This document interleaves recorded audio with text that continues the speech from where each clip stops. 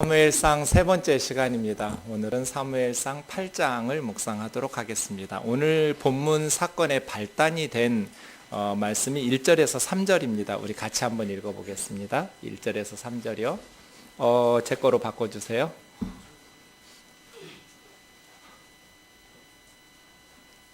네, 시작. 사무엘이 늙음에 그 아들들을 이스라엘 사사로 삼으니 장자의 이름은 요엘이요 차자의 이름은 아비야라. 그들이 브엘세바에서 사사가 되니라. 그 아들들이 자기 아버지의 행위를 따르지 아니하고 이익을 따라 뇌물을 받고 판결을 굽게 하니라. 아멘. 사무엘이 늙음에, 사무엘 같은 사람은 늙지 않았으면 얼마나 좋겠어요. 늙지도 않고 죽지도 않고. 그런데 아무리 훌륭한 사람도 늙어요. 그래서 제가 늘 여러분에게 말씀드리는 것처럼 인생은 자기 구간밖에 달릴 수 없는 이어달리기 같은 거예요. 아무리 훌륭한 사람도 다음 주자가 달릴 것 같이 구간까지 달려줄 수가 없어요. 내 구간 다 끝나고 나면 자녀들에게 물려줘야 돼요. 사무엘이 늙음에 사무엘의 구간이 끝나가고 있어요. 그래서 이제 그 다음 아들들에게로, 다음 세대로 넘어가야 되는데 아들들이 아버지를 닮지 못한 거예요. 사무엘이 늙음에 이게 더 아까워요. 후손들이 아버지처럼 훌륭한 사람이 아니니까. 사무엘이 늙음에 이 말씀을 들을 때 이스라엘 사람들의 마음이 어땠을까? 잘됐다. 저 늙은이 빨리 늙었으면, 빨리 떠났으면, 이런 속이 후련하다고 생각했을까요? 아니면 저런 분은 늙으면 안 되는데 우리나라를 위해서 사무엘같이 훌륭하신 분은 더 오래오래 머물렀으면 좋겠는데, 이런 아쉬운 마음이 들었을까요? 후자였을 것 같아요. 인생을 그렇게 살아야겠다. 그 사람 늙어가는 것이 참 아깝다 싶을 만큼.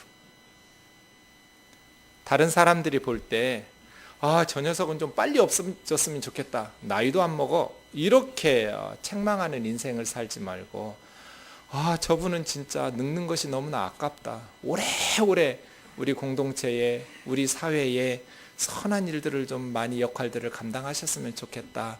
나이 들어가는 것이 아까울 만큼 인생을 값지게 살아야겠다. 이런 생각을, 사무엘이 늙음에 아까운 생각이 들었어요. 제가 이렇게 훌륭한 분은 안 늙었으면 좋겠는데 말이죠.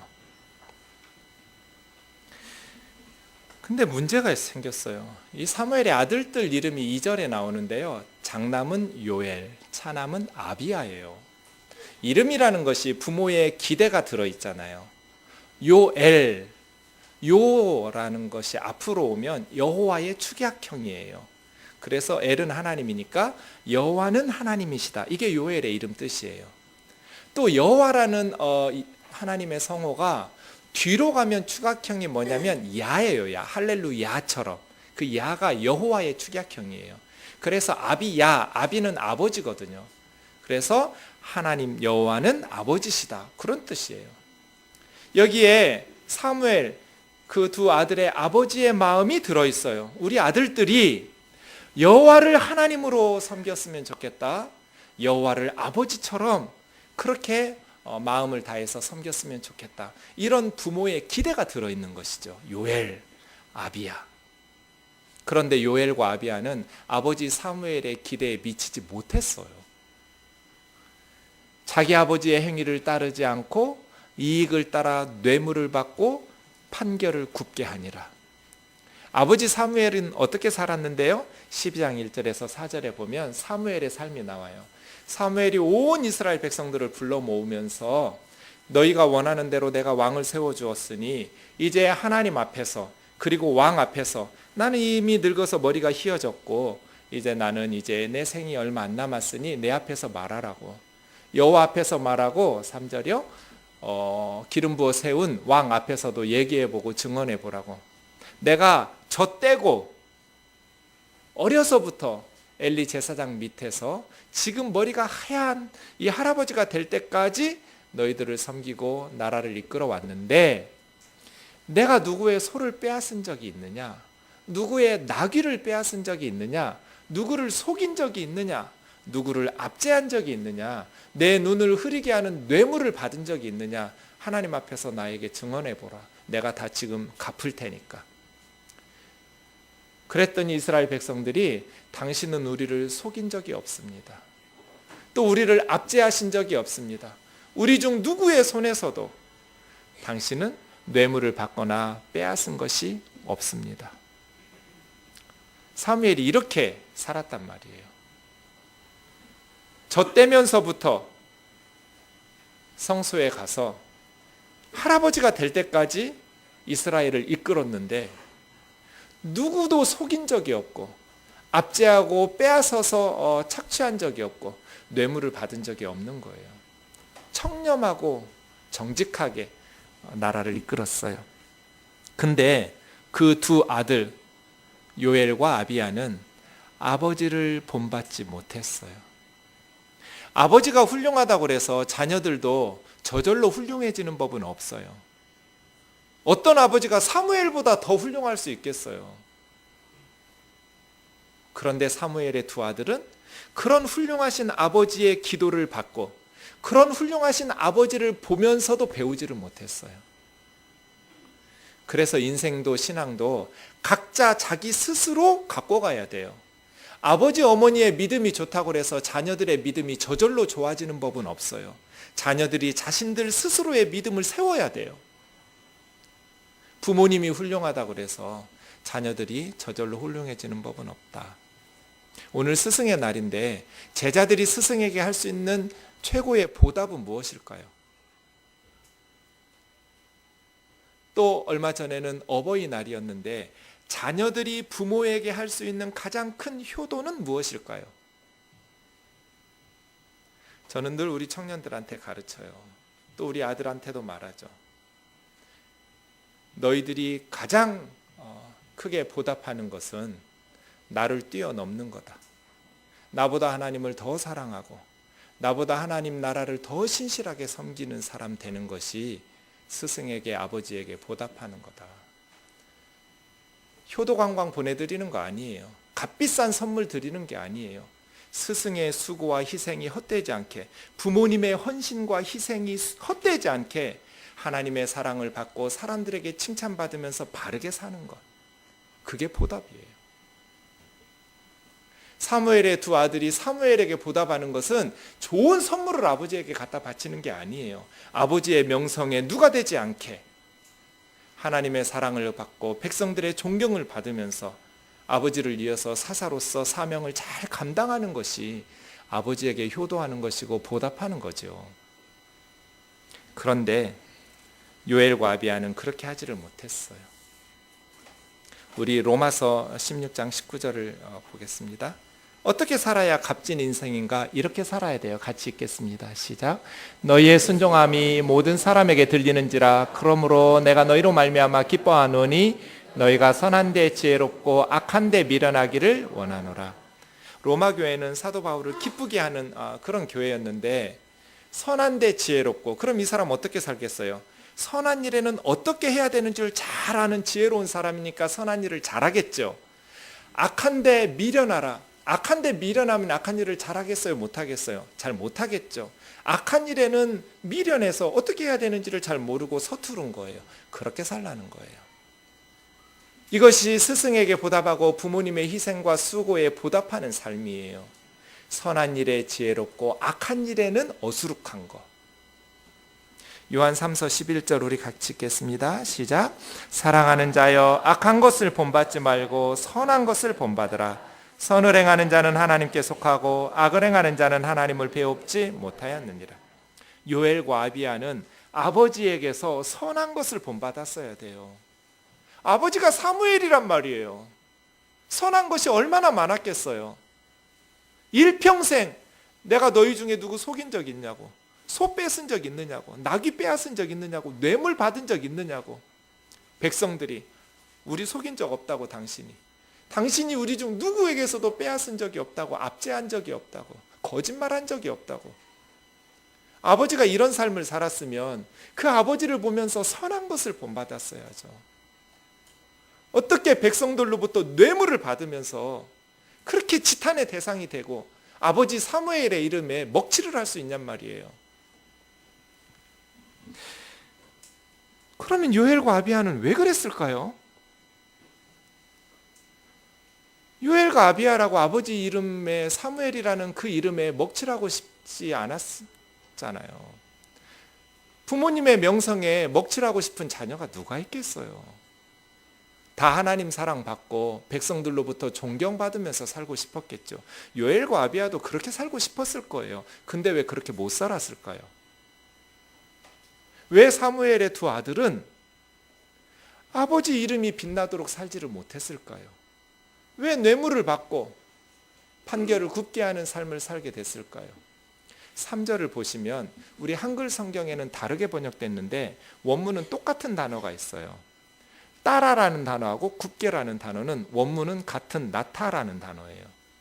이 단어는 내뻗다, 느리다, 구부리다, 기울다 그런 뜻이에요. 그러니까 백성들이 이익을 내뻗으면 재판도 그렇게 뻗어가는 거예요. 이익이 구부러지면 기울어지면 판결도 기울어지고 구부러지고 워드플레이 하는 건데요. 그러니까 요엘과 아비야가 왜 아버지 이름 사무엘에 먹칠하면서 그렇게 뇌물을 받았냐면 돈 때문이에요. 자기에게 이익이 되니까 재판을 불이하게 한 거예요. 돈을 주면 승소, 돈을 안 주면 패소. 이렇게 재판한 거죠. 요엘과 아비야도 바르게 살고 싶었을 거예요. 아버지 이름에 빛나게 하고 싶었을 거예요. 그런데 그렇게 못 살았어요. 왜냐하면 돈 때문에. 얘들이 본디 악해서가 아니에요. 돈 때문이에요. 그런데 요엘과 아비야가 바르게 사는 것이 쉬웠을까? 저는 쉽지 않았을 것 같아요. 이렇게 살기가 훨씬 더 쉬웠을 것 같아요. 바르게 사는 건 어려웠을 것 같아요. 왜냐하면 사무엘의 아들이잖아요. 어디를 가든지 사람들 눈에 딱 띈단 말이에요. 저분들이 사무엘 선지자의 아들이야. 아, 그래? 사람들이 주목해요. 사무엘이 머리 하얗고 나이 드셨으니까 아마 결혼도 했다면 사무엘의 며느리로 사는 게 쉬웠겠어요? 어려웠을 것 같아요. 어디를 가든지 드러나요. 아, 저분이 사무엘의 며느리야. 그래서 사람들 눈에 띄니까 사람들 보기에 부끄럽지 않게 좀 반듯하게 살았을지 모르겠어요. 그러다 보니 뇌물을 받고 좋은 옷, 좋은 집 그렇게 사는 거죠. 저는 저렇게 사는 게 훨씬 더 쉬웠을 거다. 그래서예요. 성경에서 말씀하신 것을 몰랐을까? 알았을 거예요. 출애굽기 23장 8절, 신명기 16장에도 보면 뇌물 받지 말라고 거듭거듭 말씀하셔요. 뇌물은 밝은 눈을 어둡게 만든다. 판결이 구부러지게 된다. 요엘과 아비야가 이걸 몰랐을까? 말씀을 몰라서가 아니에요. 알았어요. 아버지의 본이 없었는가? 있었어요. 아버지의 가르침이 없었는가? 있었어요. 말씀도 알았고 아버지의 본도 보았고 아버지의 교육도 받았을 거예요. 그런데도 그 모든 것을 무색하게 할 만큼 뇌물을 받았어요. 돈의 힘이 이렇게 강한 거예요. 그래서예요. 주의 종들이 바르게 살려면 사모님들이 검소해야 돼요. 남편들이 사회에서 정직하게 살려면 아내들이 집안 살림을 검소하게 하셔야 돼요. 아내들이 남들 하는 거 다 나도 누리고 먹는 거 다 먹고 그렇게 하려고 보면 남편들이 밖에서 안에서 바가지를 긁으니까 자꾸 돈 얘기로 스트레스를 주니까 물질의 유혹에 넘어갈 수밖에 없어요. 그래서 바르게 살려면 자기 속에 있는 내면의 욕구와 싸워야 되거든요. 어디를 가든지 사무엘의 아들이에요. 어디를 가든지 사무엘의 며느리예요. 사람들 눈에 다 띈단 말이에요. 아무거나 입을 수가 없어요. 아무거나 먹을 수가 없어요. 그런데 요엘과 아비야가 정말 제대로 배웠다면 아버지 이름을 위해서 자기들도 아버지처럼 정직하고 청렴했어야죠. 청빈했어야죠. 그런데 그러지 못한 거예요. 저는 얘들 마음이 너무나 이해가 가요. 사람들이 주목하니까 그냥 너무 소박하면 부끄러운 마음이 들어요. 제가 승용차를 사지 않는 이유가 있어요. 교회에서 사준다고 해도 굳고 반대하는 이유가 있어요. 저는 아직도 20년을 설교하고 20년을 기도하고 20년을 목회했는데 아직도 교회에 찌그러진 승합차를 몰고 가면 부끄러워요. 가끔 부끄러울 때가 있어요, 사람들 앞에. 그러니까 저는 아직 성화가 덜 된 거예요. 그래서 차를 사주면 안 되는 거예요, 교회에서. 망해요, 망해. 그렇게 열심히 날마다 기도하고 성경을 묵상하는데도 세상 사람들 모임에 찌그러진 승합차 가져가면 순간적으로 부끄러운 마음이 들어요. 사무엘의 아들들은 어땠을까요? 사무엘의 며느리들은 어땠을까요? 그래서 힘든 거예요. 내 정욕과 싸워야 되니까. 사람들의 시선과 싸워야 되니까.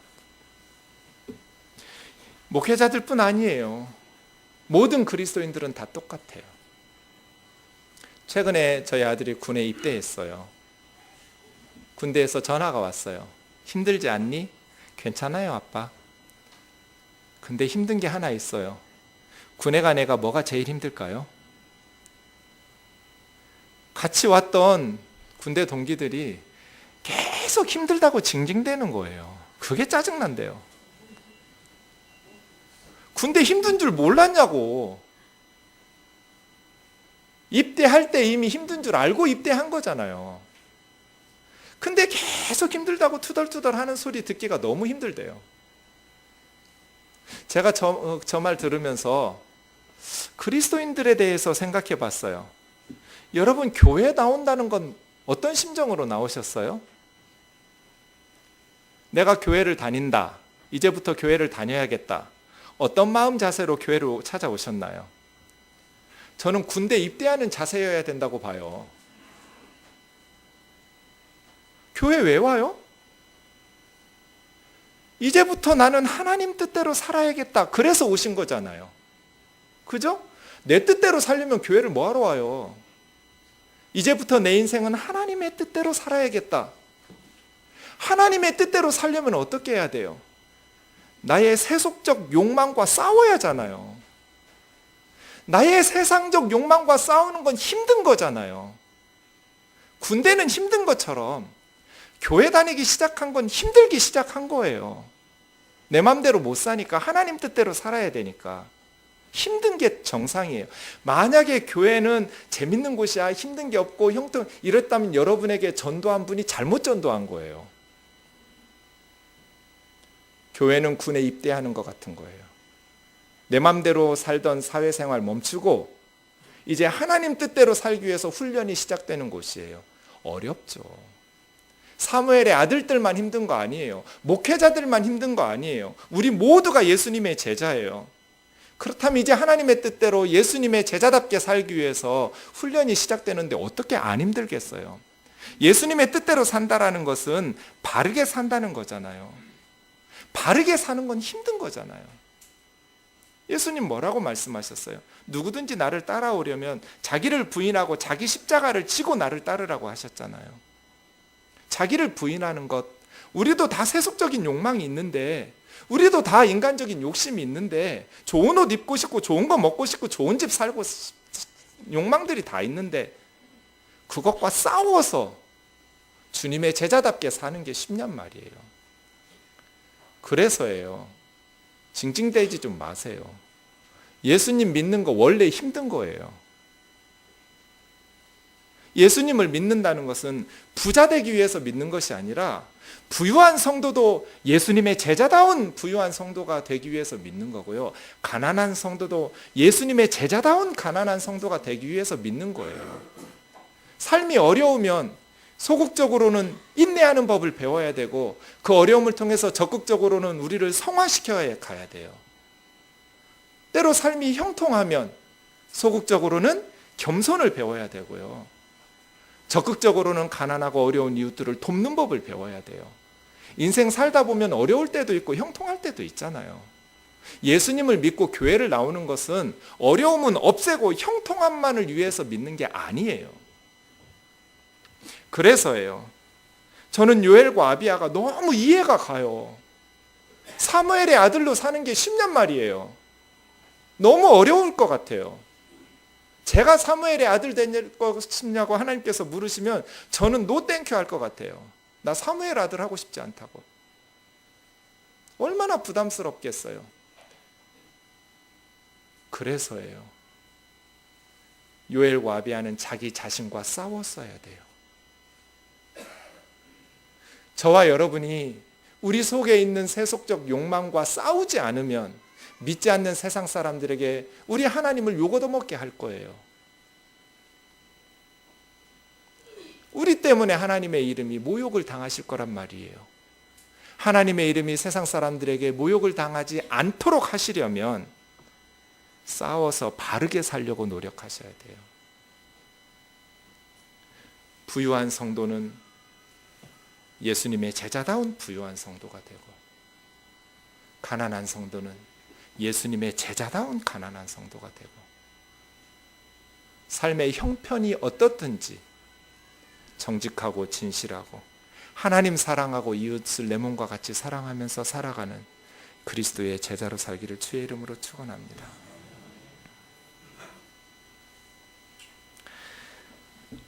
이스라엘 백성들이 사무엘 선지자가 늙지 않았으면 했을 것 같아요. 왜냐하면 그 시대에 하나님께서 너무나 많은 복을 주셨어요. 열왕기상 7장 지난 한 주간 여러분 묵상하시면서 보셨겠지만 사무엘이 사사로 다스릴 동안에 이스라엘은 블레셋을 이겼어요. 전쟁에서 블레셋을 이기고 블레셋에게 빼앗겼던 도시들을 되찾았어요. 영토가 확장됐어요.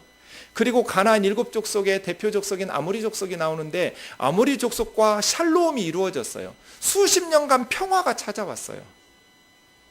그런데 사무엘이 늙어가요. 그런데 그 두 아들은 아버지를 본받지 못했어요.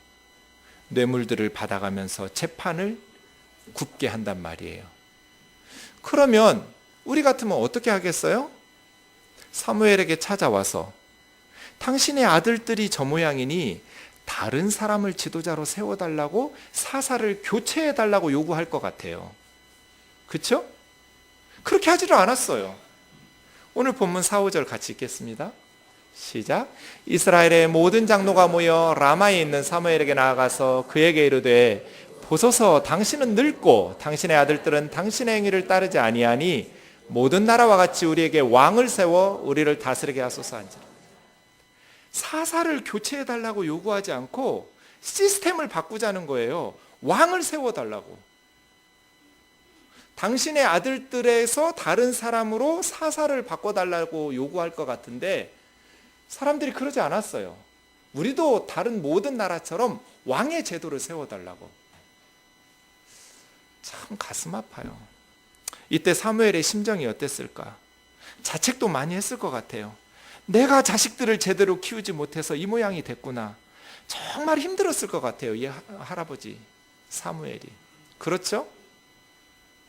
내가 내 자식들을 제대로 키우지 못했으니 백성들이 이제는. 그런데 문제가 있어요.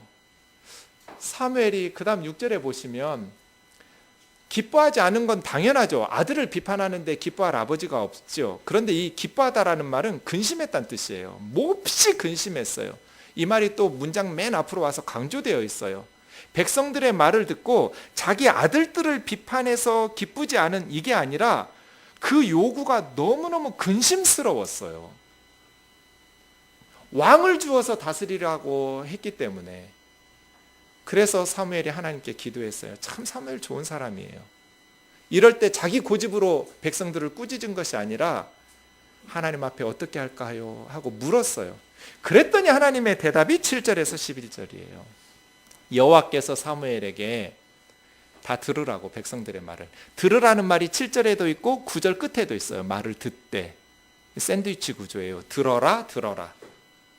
그런데 사무엘아, 백성들이 왕을 요구하는 것은 너를 버린 게 아니다. 나를 버린 거다.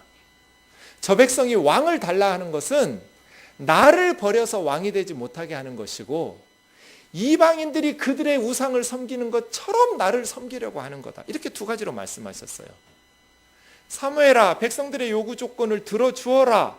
그렇게 말씀은 하시면서도 하나님께서는, 왜냐하면 우리에게 왕을 달라니, 이스라엘의 왕이 없었어요? 인간 왕은 없었지만 이스라엘의 왕은 하나님이시잖아요. 거듭거듭 하나님만이 왕이라고 말씀하셨단 말이에요. 그런데 왕을 달래요. 그럼 왕이신 하나님은요? 이 백성들이 왕을 요구하는 것은 나를 버려서 왕 되지 못하도록 하는 거다. 그리고 나를 다른 신들처럼 취급하는 거다. 이방인들이 자신들의 신을 취급하듯이 이스라엘 백성들도 이제 나를 우상처럼 섬기겠다고 요구하는 것이다. 이렇게 말씀하셨어요. 그러면서 엄하게 경고해서 들어줘라. 이것이 하나님의 기도 응답이었어요. 그래서 사무엘 선지자가 이스라엘 백성들에게 왕의 제도란 것이 무엇인지 11절에서 18절까지 대답해줘요. 잠깐 보시면, 너희를 다스릴 왕의 제도라는 것이 이런 거다. 너희가 뭐 알고나 구하느냐. 왕이 되면 그 왕이 너희 아들들을 데려다가, 이 데려가다라는 말을 라카으라는 말이 계속 반복되는데요, 착취하다, 취하다, 빼앗다, 그런 뜻이에요. 너희 아들들을 빼앗아다가 병거와 말을 기르게 할 것이다. 너희 아들들을 취하다가 자기 밭을 농사짓게 할 것이고, 자기 밭에서 수확하도록 추수하게 할 것이다. 아들들만 데려가는 것이 아니라 너희 딸들을 데려다가 왕의 향료를 만들고 요리 만들고 떡 굽는 자로 삼을 것이다. 그 다음 14절이요. 아들들과 딸들만 빼앗아가는 것이 아니라 너희 밭과 포도원과 감람원에서 제일 좋은 것들을 빼앗아가다가 자기 신하들에게 줄 것이다.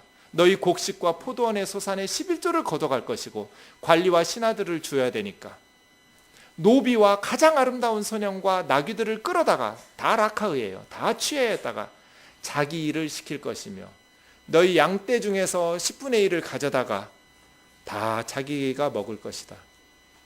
결론 17절 끝의 문장이에요. 너희는 왕의 노예가 될 거다. 왕이라는 제도가 세워지면 백성들은 종이 된다. 왜요? 왕권을 유지해야 되니까, 운영해야 되니까.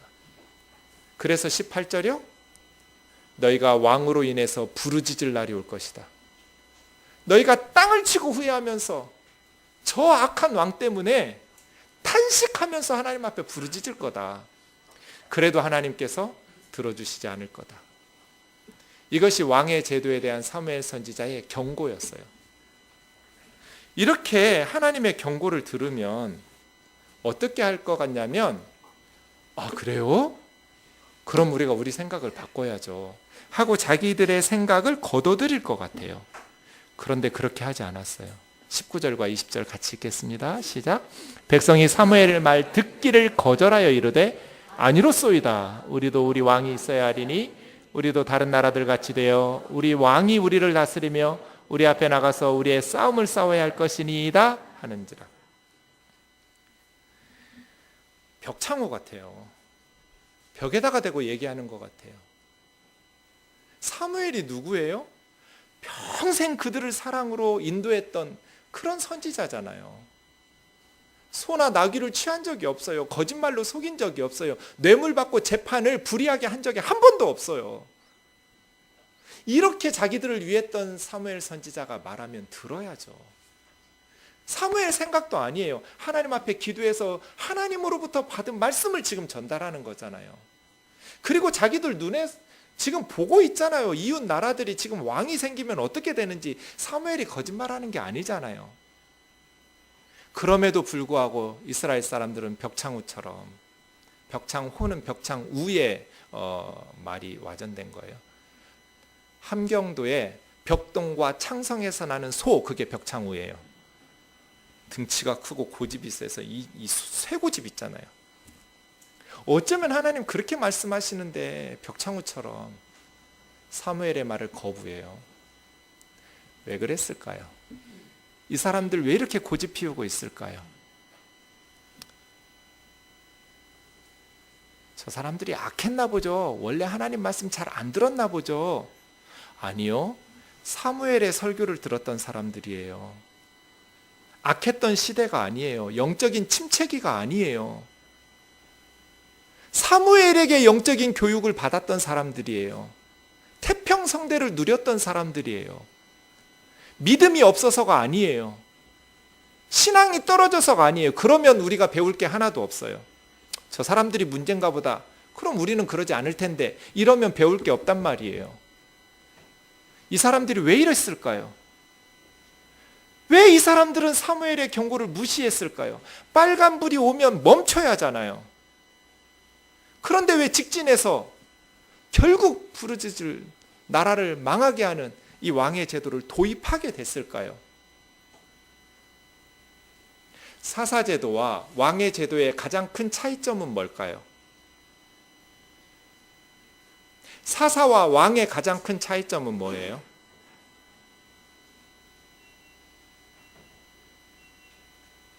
사사는요, 개인이에요. 사사라는 단어는 오늘 본문에 다스린다라는 단어, 왕을 세워 다스리게 하소서, 이 다스린다는 단어가 다 샤파트인데요. 이 샤파트라는 말은 원래 재판한다는 뜻이에요. 재판하다. 근데 왜 다스린다고 번역하냐면 고대에는 재판을 통해서 통치했기 때문이에요. 근데 그 재판하다는 샤파트가 사람이 되면, 쇼페트가 되면 사사예요. 사사는 재판하는 사람이에요. 왕은 다스리는 사람이지만. 그래서 사무엘 선지자를 찾아갈 때 이스라엘의 장로들이 라마에 있는 사무엘의 집으로 갔어요. 사사는 개인이에요. 왕궁에 살거나 관청에서 사는 게 아니에요. 밑에 장관들을 세우는 중앙정부 조직이 아니에요. 사사제도의 가장 큰 특징은 하나님이 왕이시니까 하나님의 뜻대로 옳고 그름을 판별해 줄 수 있는 사사만 있으면 돼요. 나머지 백성들은 다 평등한 공동체예요. 근데 왕이 세우면 계급적 질서가 세워져요. 중앙 집권적인 중앙정부가 세워져요. 여기는 조직이 필요해요. 군대도 필요해요. 운영하기 위해서 세금도 걷어야 돼요. 종들도 무수리들도 노비들도 다 필요해요. 사사는 그런 게 필요 없어요. 그래서예요. 이스라엘 백성들은 하나님을 왕으로 삼고 모두 다 평등하게 살면 좋을 텐데 왜 스스로 왕을 요구해서 왕을 세워놓고 그 밑에서 이렇게 경고하시는데도 불구하고 노비들이 되려고 할까요? 불안하니까. 아시겠어요? 불안하니까.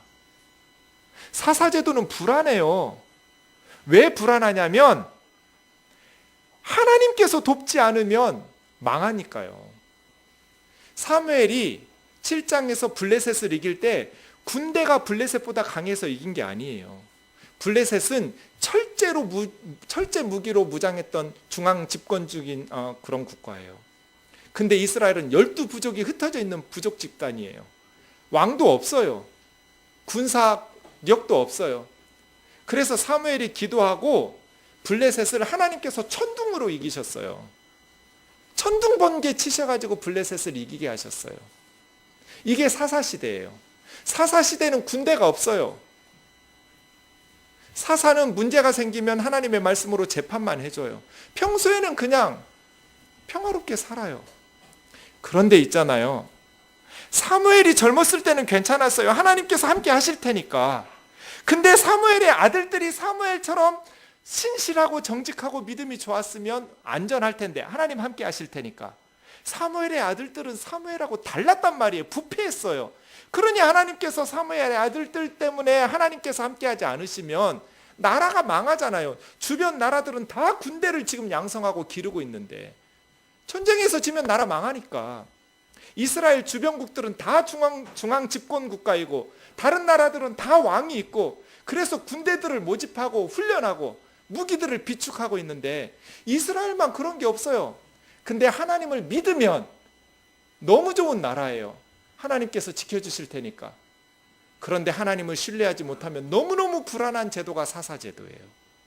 그러니 우리도 왕 달라는 거예요. 평소에 군대 기르고 평소에 국방을 튼튼히 해서 우리 생명과 재산을 지킬 수 있는 그런 중앙 집권적 국가로 가자. 이것이 장로들의 요구예요. 저는 저 마음도 너무나 이해가 돼요. 저런 생각 들 것 같아요. 사무엘이야 하나님의 사람이니까, 신실한 종이니까 하나님께서 함께 하셔서 수십 년 동안 평화를 누렸지만 저 아들들은 그렇지 못하니 하나님 함께 안 하시면 군사력으로 하면 우리는 진단 말이에요. 그러니까 불안하거든요. 왕 달라는 거예요. 다른 나라처럼 우리도 왕 달라고.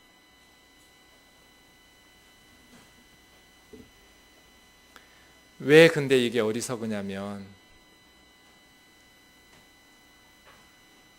그 왕이 세워지면 평소에 군대를 모집하기 위해서 세금을 더 걷어야 되고 계급적 질서를 형성하게 돼서 이제는 왕의 눈밖에 나면 죽게 될 것이고 백성들은 노예가 될 것이니까 어리석은 거예요. 이게 다 믿음의 문제예요. 시편 146편 같이 읽겠습니다. 시작.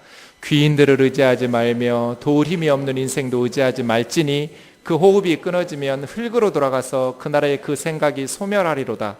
야곱의 하나님을 자기의 도움으로 삼으며 여호와 자기 하나님에게 자기 소망을 두는 자는 복이 있도다. 아멘이죠? 근데 현실 속에서는 저 말 진짜 공허한 줄 아시죠? 너무 와닿지 않아. 야곱의 하나님을 자기 도움으로 삼으며, 저 말씀이 이렇게 바뀌면 너무 좋을 텐데, 물질을 주시는 야곱의 하나님, 권력을 주시는 야곱의 하나님을 도움으로 삼으며, 야곱의 하나님을 자기의 도움으로 삼는다? 너무 멋있는 말 같은데 현실 속에서는 전혀 현실성이 없어요. 지금 철제 무기를 들고 쳐들어오고 주변 나라들은 국방을 튼튼히 하고 지금 전쟁에 지지 않기 위해서 혈안이 돼 있는데 우리만 이렇게 태평성대를 누리면 이렇게 한가하게 지내도 되나? 불안한 거예요. 하나님 믿고 이렇게 살아도 되나? 불안하죠. 그러니까 왕 세워달라는 거예요. 우리 종 돼도 좋으니까 나라 망하고 죽는 것보다 낫지 않냐는 거예요.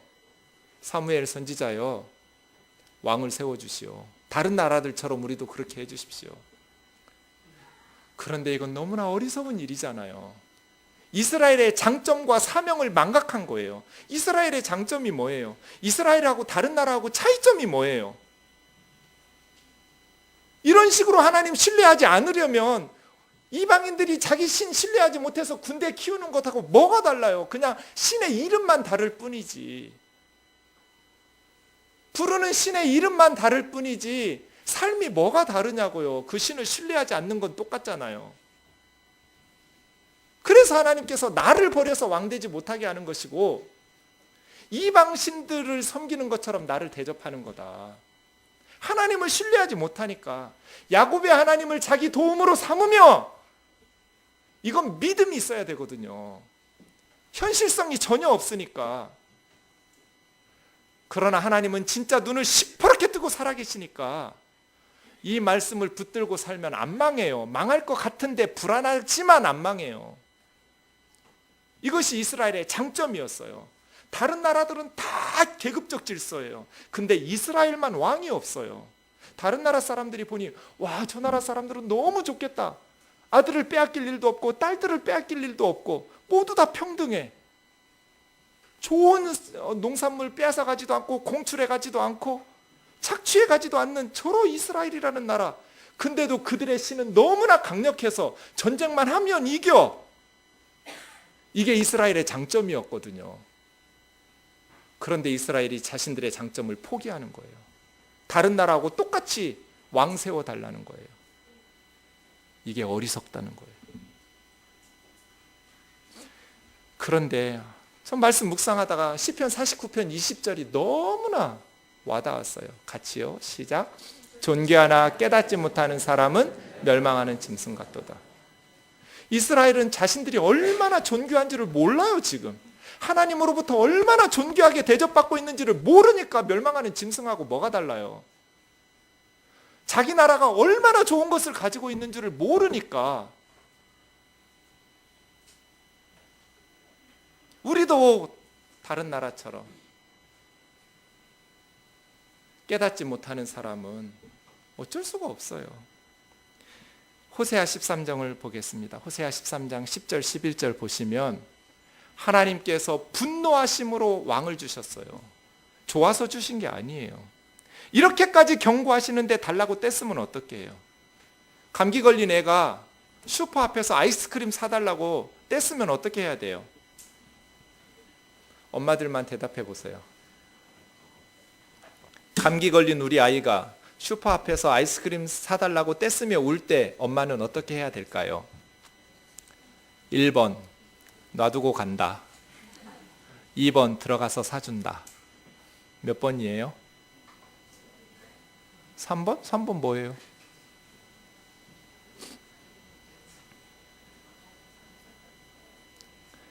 근데 애가 바닥에 들어 눕고 죽겠다고 차로 뛰어들어요. 그럼 어떻게 해야 돼요? 1번 그래도 놔두고 간다. 2번 아이스크림 사준다.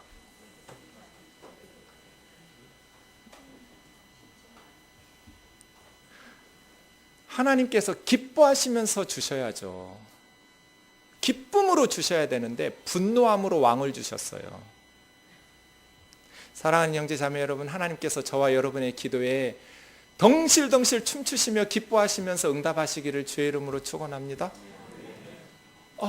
하나님께서 기뻐서 주셔야지.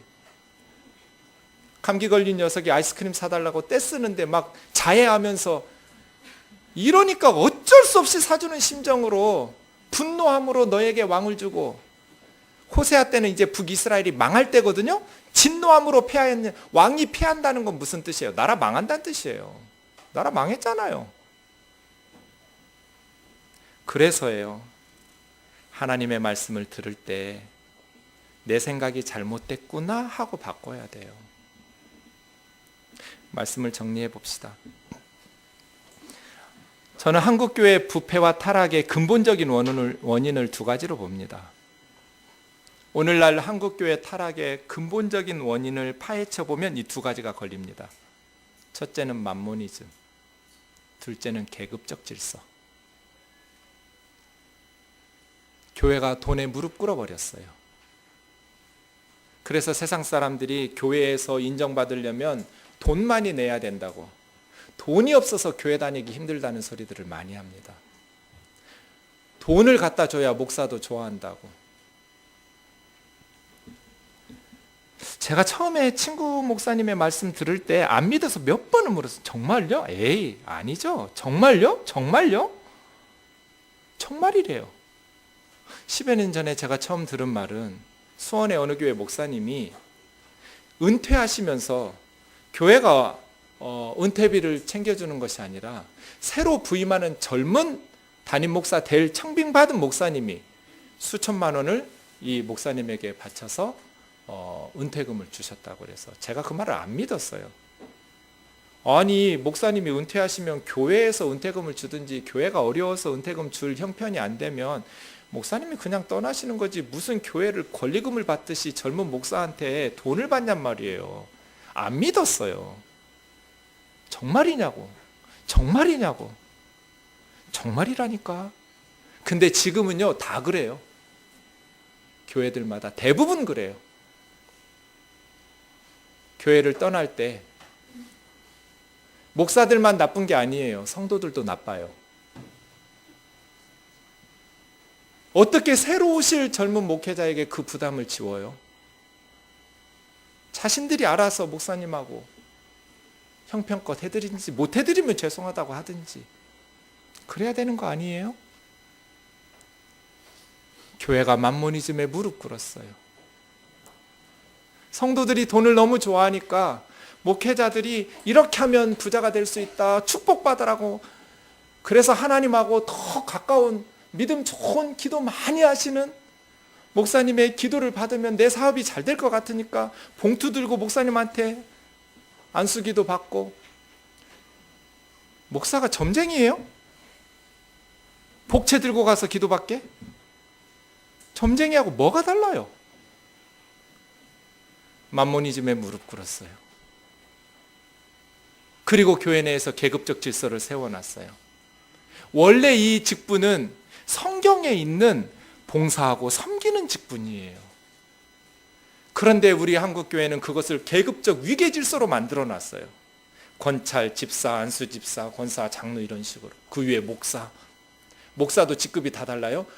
담임 목사, 수석 부목사, 일반 부목사, 파트타임 부목사, 강도사, 전도사.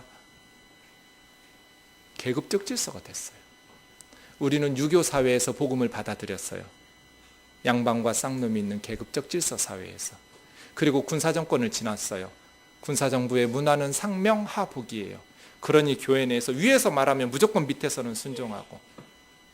그러다가 한국 교회가 무너졌어요. 교회가 왕이 있어요. 성도들이 자기 주도적 신앙을 가지지 못해요. 하나님 한 분을 왕으로 삼고 나머지 성도들은 평등한 관계거든요. 이것이 복음의 핵심이고 종교개혁의 캐치프레이즈잖아요. 만민제사장.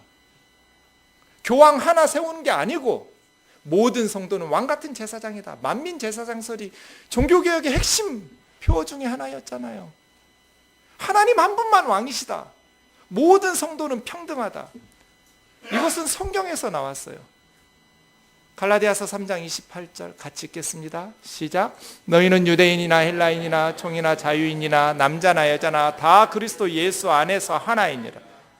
예수 안에서는 남자도 없고 여자도 없어요. 똑같아요. 유대인도 없고 이방인도 없고 심지어 로마 시민권자인 자유자도 없고 노예, 종도 없어요. 예수 그리스도 안에서는 다 하나예요. 다 평등해요. 예수님 마태복음에서 뭐라고 말씀하셨어요? 같이요. 시작. 그러나 너희는 랍비라 칭함을 받지 말라. 너희 선생은 하나요. 너희는 다 형제니라. 선생이 어디 있어요? 하나님 한 분만 랍비예요. 성령님이 우리의 스승이에요. 우리는 다 자매고 형제예요. 저는 설교할 때 하나님의 말씀을 전하는 설교자이지만 강대상 내려가면 저는 집사예요. 뭐가 달라요? 젊은 집사. 예전에는 새파랗게 젊은 집사였어요. 아무도 안 믿어요.